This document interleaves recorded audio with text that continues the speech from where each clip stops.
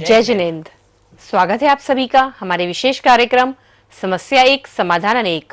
मैं हूं डॉक्टर प्रिया जैन। मैं doctor Pradeep Jain. Vastu expert, astrologer, distance mantra healing therapist. आप सभी का अनंत बल परिवार की तरफ से हार्दिक स्वागत करते हैं, अभिनंदन करते हैं। दोस्तों, पिछले 2 महीने से हम भक्तामृत स्तोत्र के अलग अलग काव्यों पर चर्चा कर रहे थे, बातें कर रहे थे, इनका रहस्य समझ रहे थे, जान रहे थे। निश्चित ही हमें पूर्ण विश्वास है कि आपको हमारी दी हुई जानकारी अच्छी लगी होगी, लेकिन फिर भी कुछ सवाल रह जाते हैं। आज इस भक्तामृत की श्रृंखला को हम विराम देना चाहते हैं। कल से एक नई श्रृंखला प्रारंभ करेंगे, जीवन से जुड़ी हुई रहस्यों के बारे में, जीवन से जुड़ी हुई नई नई पद्धतियों के बारे में। आज इस भक्तामृत काव्य श्रृंखला का अंतिम दिवस। अभी तक 1 से 48 तक के भक्तामृत के स्तोत्रों को आपने समझा कि कौन सा काव्य क्या काम आता है, क्या अर्थ है, क्या उच्चारण है। आप अगर इन काव्यों के बारे में जानना चाहते हैं, आपने मिस कर दिया, स्किप कर दिया, आप नहीं देख पाए, तो आप हमारे YouTube चैनल पर विजिट कर सकते हैं। हमारे YouTube चैनल है भक्तामृत मंत्रा हीलिंग। वहाँ पूरी जानकारी, ये पूरे 48 काव्य और इससे पहले भी जो काव्य बताए गए, जो भी जानकारी आपको प्रोवाइड कराई गई, वो सारी जानकारी आपको आसानी से वहाँ उपलब्ध हो जाएगी। आज वैसे तो हमने कहा कि भक्तामृत स्तोत्र पढ़ने के लिए आपको सिर्फ और सिर्फ आपकी भावनाएं होनी चाहिए, लेकिन आचार्य भगवंतों ने, मुनि महात्माओं ने कुछ न कुछ दिशा निर्देश जरूर दिए हैं। उन दिशा निर्देशों को आज हम एक बार दोबारा से समझते हैं, जानते हैं भक्तामृत स्तोत्र की साधना कैसे और कब करनी चाहिए। सर्वप्रथम भक्तामृत स्तोत्र पढ़ने के लिए आपको योग्य पात्र की आवश्यकता होती है। योग्य पात्र कौन होगा?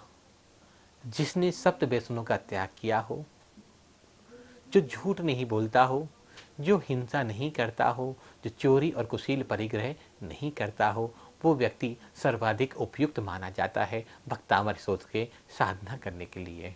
ऋषभदेव प्रभु की स्तुति करने के लिए हमें कम से कम ऐसी पात्रता तो अवश्य ही चाहिए होती है।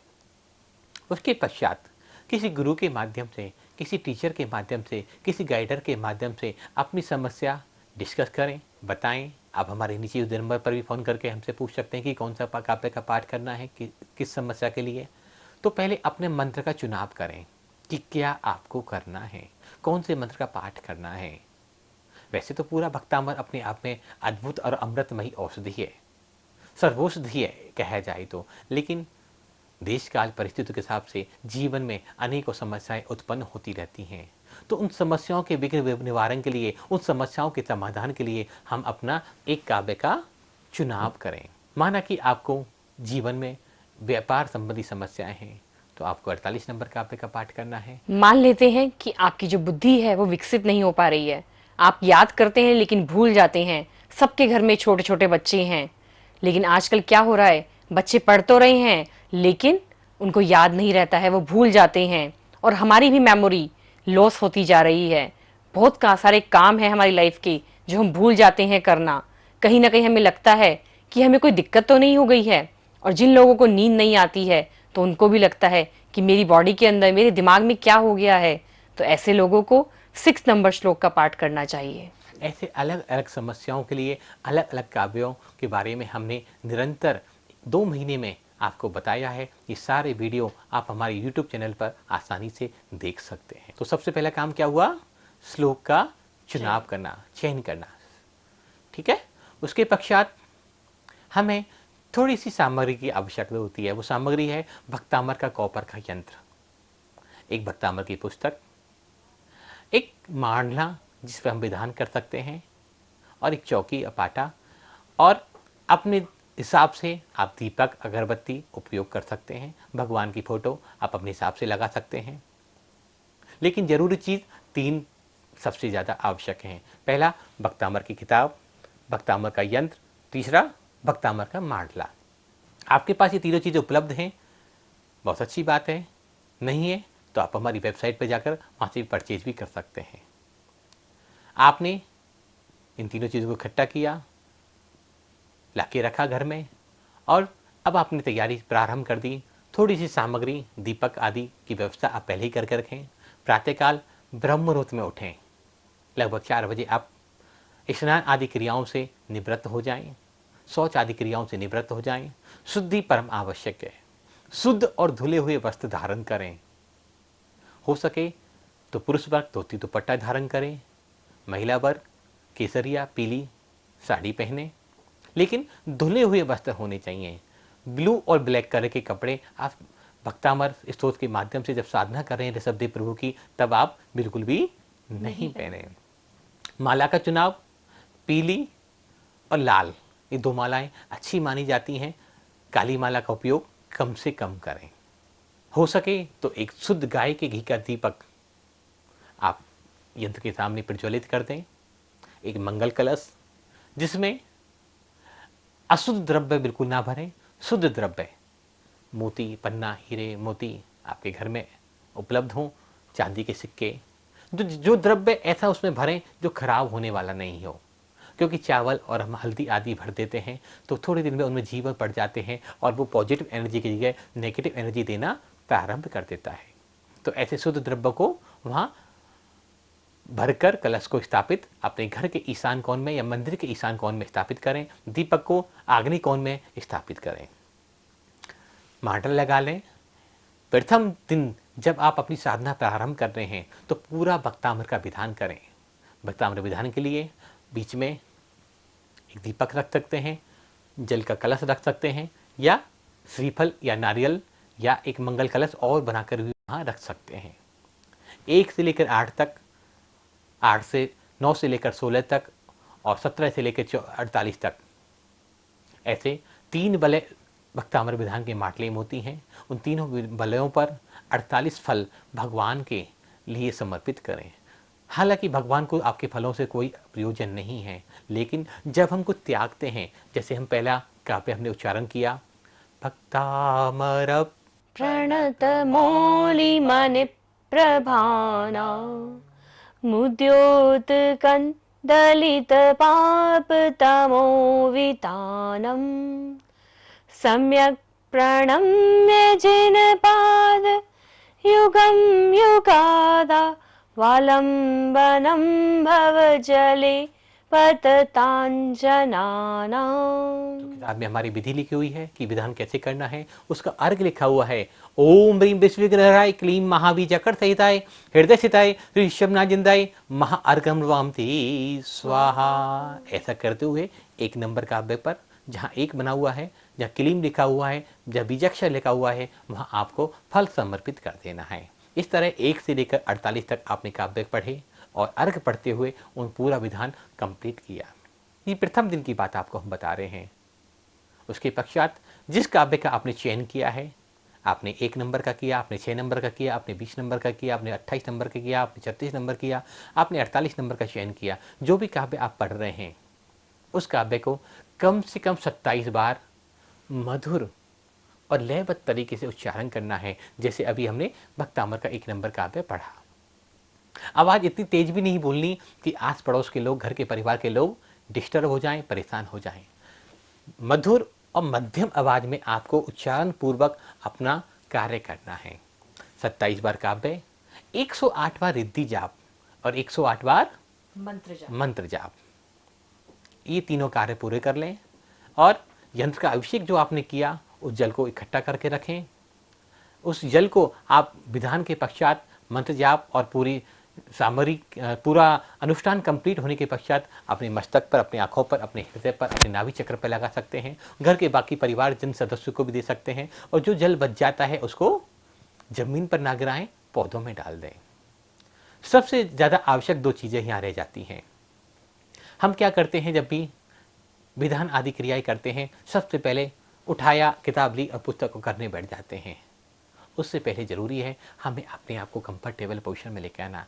कम से कम 1 बार, 2 बार, 3 बार कायुष्क की मुद्रा में आए।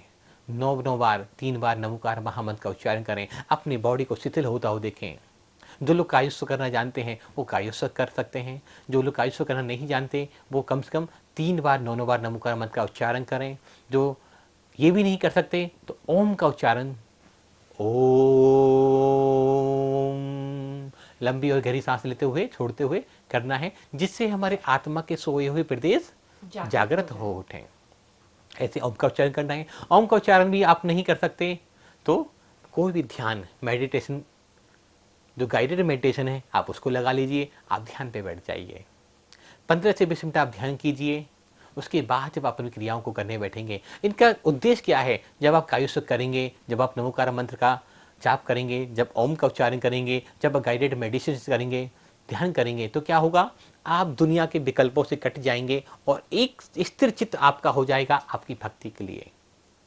दूसरी जरूरी बात, आह्वान करें, संकल्प लें कि मैं 21 दिन तक, 1 महीने तक, 48 दिन तक, जो भी आपका उद्देश्य है, जो भी आपका संकल्प है, क्योंकि बिना एडमिशन किए हुए स्कूल में दाखिला नहीं मिलता। आपको अगर कोई भी कार्य अनुष्ठान संपूर्ण करना है तो आपको संकल्प लेना पड़ेगा, अपनी शक्ति को लगाना पड़ेगा, तभी आपका कार्य सफल हो सकता है। विधान पूर्ण हो जाए, आपके मंत्र जाप पूर्ण हो जाए, आपकी रिद्धि जाप पूर्ण हो जाए, उसके पश्चात अपने तीर्थंकर भगवान ऋषभदेव स्वामी को नमस्कार करें। 3 बार नमोस्तु कहते हुए वंदना करें और अंत में बोलें, अच्छीमी पूज्यमी वंदामि नमस्यामि दुःखकौ कम्मकौ बोहिलाओ सुगैगमनम समय मरणम जिनगुण संपत्ति हो मज्जम। ऐसा कहते हुए जिनेंद्र प्रभु को 3 बार वंदना करें, नमोस्तु कहें। आचार्य मानतुंग स्वामी को नमोस्तु कहें। अपने ईश्वर परमात्मा, अपने सदगुरुओं को, जिनको भी आप मानते हैं, जिन गुरुओं को भी आप वंदना करते हैं, उनको धन्यवाद कहें। भक्तामृत स्तोत्र को भी धन्यवाद कहें, नमोस्तु करें, वंदन करें, सद्भावों से भर जाएं। इन सभी चीज़ों के बीच में एक चीज़ और परम आवश्यक है कि आपका संयम धारण करना। रसों का त्याग करने से क्या होगा? हमारे जो सारा भोजन अभी लोअर चक्रा पर लगा रहता है, लोअर एनर्जी पर टिकी हुई होती है, जब हम रसों का त्याग कर देते हैं, रसों का परित्याग कर देते हैं, रसों से आसक्ति मिटा देते हैं, तो आप कम भोजन करेंगे। आप रसों का ज़्यादा से ज़्यादा परित्याग करें। नमक का त्याग करने से क्या होगा? जब हम नमक का त्याग करते हैं तो देखिए, सबसे पहले तो क्या होगा, जो इंसान 2 रोटी खाता था एक दिन में या 5 रोटी खाता था, उसकी डाइट कितनी हो जाएगी? हाफ हो जाएगी, क्योंकि बिना नमक का खाना अच्छा नहीं लगेगा। तो वो इंसान क्या खाएगा? फ्रूट्स खाएगा, जूस पिएगा, नारियल पानी पिएगा। तो ऑटोमेटिकली क्या हो रहा है, यहाँ समझने की जरूरत है कि जब आप फ्रूट्स खा रहे हैं तो फ्रूट्स को डाइजेस्ट करने में हमारी बॉडी कितना टाइम लेती है? 3 to 4 आवर्स। और जब आप खाना खा रहे हैं, रोटी सब्जी खा रहे हैं, तो उसको हमारी बॉडी डाइजेस्ट करने में लेती है 8 से 12 घंटे। जब आप फ्रेश फ्रूट्स खा रहे हैं तो बॉडी को कम काम करना पड़ रहा है, आपकी जो लोअर एनर्जी है वो हायर एनर्जी में क्रिएट हो रही है, चेंज हो रही है। सेकेंड पॉइंट, जब आप नमक छोड़ देते हैं तो बाहर का जो भी खाना है, रेस्टोरेंट का, किटी पार्टीज का, नमकीन, बिस्किट्स, एक्सवाइजेड जो भी चीज़ें बाहर से आती हैं, वो सब भी आपकी बंद हो गई। और थर्ड पॉइंट, जब इंसान ये चीज़ें नहीं खाता तो उसको लगता है कि मेरी बॉडी के अंदर एनर्जी नहीं है, तो वो क्या पिएगा? कोकोनट वाटर, नारियल पानी। सबसे हाईएस्ट एनर्जी फ्रूट होता है, सबसे ऊंचा फ्रूट होता है ये, पूरी कॉस्मिक एनर्जी इसमें एनहांस करता है, अपने अंदर लेता है। तो जब आप नारियल पानी पिएंगे तो आपकी बॉडी के अंदर भी जो पार्टिकल्स हैं, जो भी कहीं कहीं नेगेटिविटी है, वो सब दूर होगी। फोर्थ पॉइंट, आप अपने परमात्मा से जब हल्का भोजन करेंगे तो जल्दी कनेक्ट हो पाएंगे, क्योंकि सारी एनर्जी भोजन को पचाने में लगेगी, अब परमात्मा से जुड़ने में भी लग जाएगी। और खासकर कैंसर जैसे व्यक्तियों के लिए नमक तो जहर के समान होता है, क्योंकि कैंसर में नमक ही एक चीज़ है जो कैंसर के कीटाणु को सबसे ज़्यादा प्रिय होता है। जैसे ही नमक बॉडी में जाता है, कैंसर के कीटाणु, कैंसर के जर्म और तेज़ी से बढ़ जाते हैं, क्योंकि सबसे प्रिय भोजन है। जब आप नमक खाना त्याग कर देते हैं तो कैंसर जैसी बीमारी तो अपने आप हील होने लग जाती हैं। तो एक रस का त्याग करने से जीवन में इतना परिवर्तन आ जाता है। आप 2 या 3 रसों का भी त्याग कर सकते हैं। चीनी का भी त्याग कर सकते हैं आप, साइड बाय साइड दूध का भी, घी का भी, तेल का भी, जिसमें आप कंफर्टेबल हो वैसे आप त्याग कर सकते हैं। लेकिन हम तो आपको सलाह देते हैं कि कम से कम 21 दिन तो नमक का त्याग रखकर अपनी बॉडी को पवित्र किया जाए, शुद्धिकरण किया जाए। कुछ लोग कहते हैं कि हमें बीपी की प्रॉब्लम है। नमक खाने से कोई बीपी ना घटता है ना बढ़ता है। आपके पानी में नमक होता है, आपके फ्रूट्स के अंदर नमक होता है, आपकी सब्जियों में शुगर होता है, विटामिन होते हैं, मिनरल्स होते हैं, प्रोटीन्स होता है, हर चीज़ की आवश्यकता नेचुरल चीज़ों के थ्रू पूरी की जा सकती है। तो हमें ऊपर से नमक और चीनी की, नमक और मीठे की आवश्यकता नहीं होती। तो 2 रसों का परित्याग अगर ध्यान से पूर्वक कर लिया जाए तो मन की शुद्धि होगी, बच्चों की शुद्धि होगी, काय की शुद्धि होगी और भावों की शुद्धि होगी। जब भावों की निर्मलता होगी तो हमारे सारे कार्य शीघ्र संपन्न होते चले जाएंगे। इस तरह निरंतर रसों का परित्याग करते हुए आपको अपनी 21 दिन तक साधना करनी है। आपके पास समय हो, कभी भी उपलब्ध हो, तो कम से कम अमावस्या और पूर्णमासी या दोनों अष्टमी या दोनों चतुर्दशियां शाम के समय घर के में 48 दीपकों से दीपार्थना विधान करें, जिसकी पूरी जानकारी भी हमारी पुस्तक में भक्ति आधारित चिकित्सा में दी गई है। दीपार्थना विधान के माध्यम से भी आपकी घर की जो नेगेटिव एनर्जियां हैं वो पलायन कर जाती हैं, घर में सुख शांति का वातावरण हो जाता है। और अंतिम दिवस जब आपका पाठ पूर्ण हो जाए, संपूर्ण हो जाए, आप अपनी मनोवांछित को प्राप्त कर लें, आपकी इच्छाएं पूर्ण हो जाएं। ऐसा कोई नियम नहीं है कि 21 दिन ही करना है, 7 दिन ही करना है। आपने 21 दिन का संकल्प लिया, आपको लगता है कि आपका काम अभी 50% हुआ है तो आप आगे कंटिन्यू कर लें उसको। आपको लगता है नहीं 80% हुआ है तो भी आगे कर सकते हैं उसको। आपको लगता है कि आपका काम 7 दिन में कंप्लीट हो गया, लेकिन आपने एक स्कूल में रहने का 1 साल का एडमिशन लिया है तो आपको 1 साल तो पढ़ना पड़ेगा। आपको 21 दिन तो कम से कम 48 दिन तो करना ही पड़ेगा। कम नहीं कर सकते, ज़्यादा हम कर सकते हैं, कोई दिक्कत नहीं है। रेकी और भक्तामर हमने एक 6 दिन का कोर्स डिजाइन किया हुआ है जो हर महीने 5 से 10 तारीख के बीच में होता है।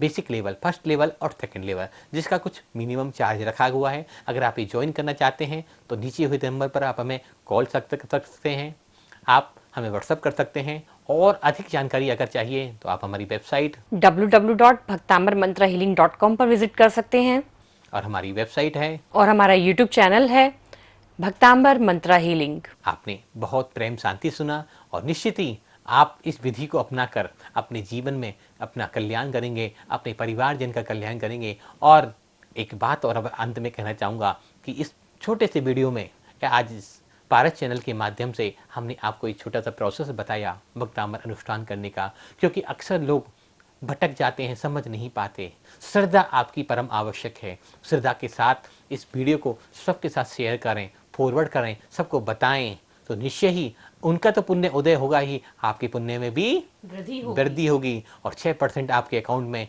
जुड़ता चला जाएगा और आप पुण्य के भागी बनते चल जाएंगे। आपके जीवन से समस्याओं का अंत होता चला जाएगा।